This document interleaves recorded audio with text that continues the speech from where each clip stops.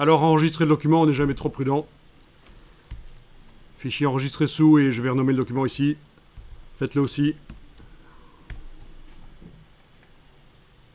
Donc toujours dans le dossier de départ de tout à l'heure, c'est bien.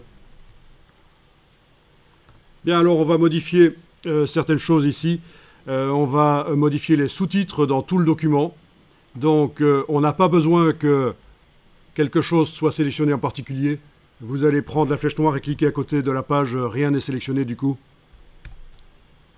Et vous allez double-cliquer sur le style qui s'appelle titre de second niveau, double-cliquer à droite de son nom ici, et ça devrait faire apparaître une boîte. Vous allez pouvoir voir en temps réel derrière ce que ça donne si vous cochez la case aperçue. Cochez la case aperçue. Alors une des premières choses que je vais faire ici, c'est créer un caractère spécial pour le... Non, une couleur spéciale pour les sous-titres. Alors on va aller à la partie couleur des caractères. Couleur des caractères dans la modification du style qui s'appelle titre de second niveau, donc les sous-titres. Alors, il y a déjà des couleurs qui sont dans le nuancier, mais je voudrais faire finalement une couleur spécialement pour les sous-titres. Comme ça, par la suite, si je veux modifier la couleur des sous-titres, j'aurai qu'à modifier la couleur dans le nuancier, vous allez voir, c'est facile, ça peut être bien. Donc couleur des caractères, on va cliquer sur l'échantillon ici de couleur. On va créer une nouvelle couleur donc.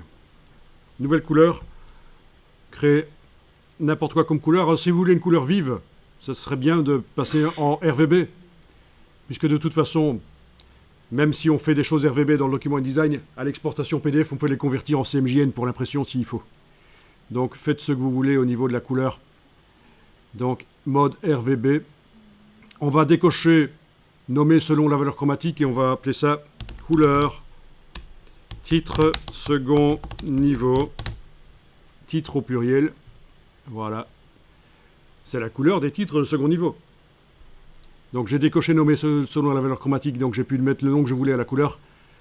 J'ai fait une couleur RVB, donc ça veut dire qu'elle peut être très vive si on veut. Voilà. On vous indique ici avec le petit carré, attention quand tu vas imprimer cette couleur, en offset, 4 couleurs. C'est une technique d'impression chez l'imprimeur, l'offset. Ça va ternir.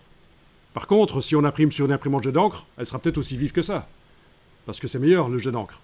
Mais c'est pas prévu pour faire des impressions de milliers d'exemplaires. C'est pas la même approche.